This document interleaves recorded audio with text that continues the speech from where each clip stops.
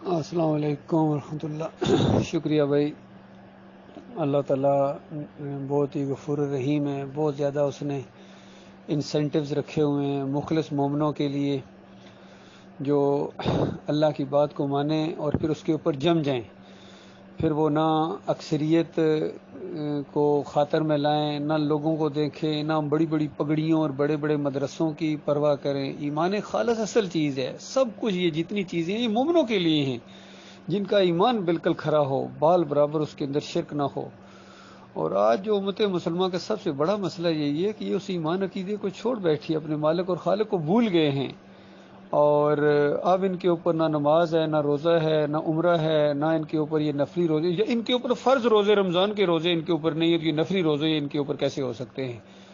اور ان کے اوپر اگر کوئی چیز فرض ہے، لازم جس کو کہتے ہیں، واجب کر دینے والی چیز، نبی علیہ السلام نے فرمایا لازم کر دینے والی چیز وہ یہ ہے کہ انسان شرک کرتے ہوئے مر جائے۔ تو یہ امت مسلمہ کی عظیم اکثریت شرک کے اندر مبتلا ہوگی، اور سب سے زیادہ جو شرک کے دائی ہیں یہ بڑے بڑے مولوی ہیں، علماء ہیں، جو دین کو بیچتے ہیں۔ یہ دین فروش ہیں، یہ دیندار نہیں ہیں، یہ دکاندار ہیں۔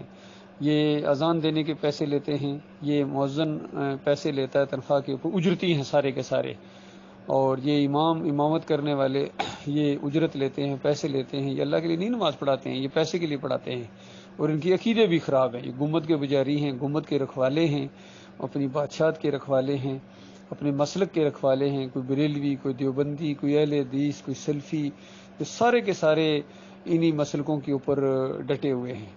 اور اللہ کی بات، خالص دین کی بات جب سامنے آ جاتی ہے تو پھر بس ان کا دفاع کرتے ہیں، اللہ کی کتاب اور رسول اللہ صلی اللہ علیہ وسلم کی بات کا دفاع نہیں کرتے ہیں، ان کا دفاع کرتے ہیں۔ بس ان کو کچھ نہ کہو، ان کو کچھ نہ کہو، ان کو کچھ نہ کہو، یہی دماغ کے اندر گھسے ہوئے ہیں۔ اور اللہ کا دین آج پوری دنیا میں مغلوب ہے، اس کی طرف ان کے پاس وقت ہی نہیں ہے، ٹائم ہی نہیں ہے اللہ کی بات سننے کے لیے۔ کفر و شرک کے جو دائی ہیں ان کے سننے کے لیے وقت ہے ان کے پاس، لیکن جو توحید کی بات کرتے ہیں، ایمان کی بات کرتے ہیں، عقیدے کی بات کرتے ہیں، اور رد طاغوت جس کے بغیر ایمان ہی نہیں ہے، رد طاغوت، فمن یکفر بالطاغوت ویؤمن باللہ فقد استمسک بالعروۃ الوثقی لا انفصام لها واللہ سمیع علیم۔ کہ اللہ تعالیٰ فرماتا ہے جو کوئی ان طاغوتوں کا کفر کرے، انہوں نے اللہ کے دین کو بگاڑا ہے، اور کہا جاتا ہے ان کو کچھ نہ کہو، کیا پتہ مرنے سے پہلے چپکے سے توبہ کر کے مر گئے ہوں۔ اچھا، یہ آپ کو پتہ چلا ہے؟ یہ اصول پھر سب کے لیے کیوں نہیں ہے کہ اب جو دوسرے بھی جتنے ہیں سارے چپکے سے مرتے جا رہے ہوں، سب کے لیے پھر دعائے مغفرت کرو؟ تو اللہ کا دین ایسا نہیں ہے، اللہ کا دین دو چار کی طرح ہے۔ نبی علیہ السلام نے کسی کافر مشرک کا اپنے سکے چچا کا جنازہ نہیں پڑھا تھا، کیوں؟ ایمان کے اوپر نہیں تھا، توحید کے اوپر نہیں تھے۔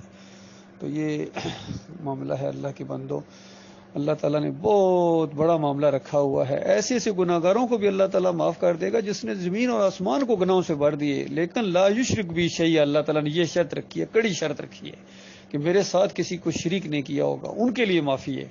باقی جن کے عقیدے کے اندر شرک ہے اور کفر کیا، انہوں نے ماتو، اس کے الفاظ آئے ہیں کہ انہوں نے کفر کیا اور اسی حالت میں ان کی موت آ گئی، ان کے اوپر اللہ کی لعنت ہے، تمام فرشتوں کی ان کے اوپر لعنت ہے، تمام لعنت کرنے والوں کی ان کے اوپر لعنت ہے، ہمیشہ اسی لعنت کے اندر وہ رہیں گے اور چیخیں گے، چلائیں گے۔ ان کے پیچھے چلنے والے بھی ان کے ساتھ ہوں گے وہاں، نمازی بھی، تہجد گزار بھی، عمرے کرنے والے، حج کرنے والے، جہاد کرنے والے، تبلیغیں کرنے والے، لیکن ساتھ ساتھ شرک کرنے والے، یا علی مدد کہنے والے، یا رسول مدد کی پکاریں لگانے والے، 11ویں والے، واسطے وسیلے والے، رکوع اور سجدے والے، چادریں چڑھانے والے، مسلک پرست، بریلوی، دیوبندی، اہل حدیث، سلفی، یہ سارے کے سارے مارے جائیں گے۔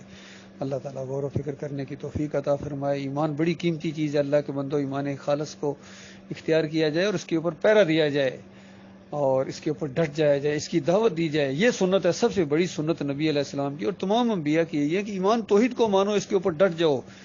تو جو اس کو مانتے ہی نہیں ہیں، انہوں نے کیا ڈٹنا ہے، انہوں نے کیا کرنا ہے؟ یہ مسئلہ ہے، سب سے بڑا مسئلہ یہ ہے۔ اللہ تعالیٰ غور و فکر کرنے کی توفیق عطا فرمائے۔